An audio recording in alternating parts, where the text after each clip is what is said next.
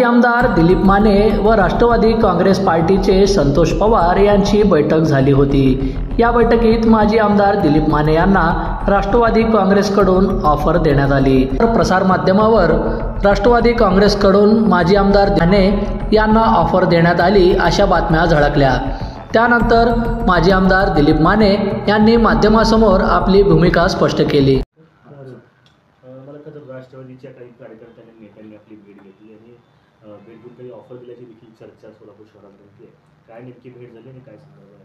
शहर अध्यक्ष संतोष भाऊ हे माझे चांगले मित्र आहेत आणि मला सहज ह्याच वेळेला त्यांनी फोन केला की सकाळीच आरक्षण जाहीर झालं होतं आणि ह्यावेळेला फोन केला की त्याने चहाला तुमच्याकडे येतो आणि आम्ही हे एका चौकात राहतो, शेजारी राहतो। त्यांना म्हणलो याला चहाला आणि मला वाटलं नव्हतं की त्यांच्यावर सगळे हे कार्यकर्ते त्यांचे येतील किंवा पदाधिकारी येतील।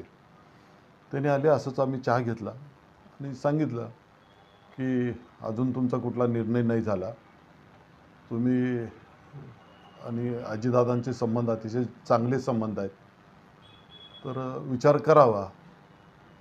आणि त्यांनी काही इतर दुसऱ्या गोष्टी बोलल्या आणि मी सांगितलं की माझं काय असेल तर डायरेक्ट मी आजीदादाशी बोलू शकतो किंवा दादा मला बोलू शकतात, पण तो आता विषयच येत नाही आहे कुठला दादांशी ह्या पक्षप्रवेशाबद्दल किंवा पक्ष बदलण्याबद्दल आता कुठला विषयच नाही आहे सध्या।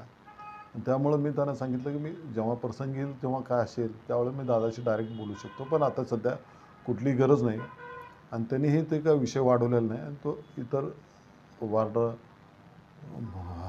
पक्ष कुठले कुठले पक्ष आहेत, कसं कोण कुठं उभारणार आहे ह्याच्यावर थोडीफार चर्चा झाली आणि त्यांनी मला सांगितलं की जेव्हा तुम्हाला वाटतं आहे तेव्हा तुम्ही शहराचं नेतृत्व करू शकता, तुमच्या नेतृत्वाखाली आम्हाला निवडणूक लढवायला आनंद वाटतं आहे असं त्यांनी मला असं सहज बोलून गेले। पण जे काय असेल ते तुम्ही दादाशी बोलून घ्या असं त्यांनी मला सांगितलं।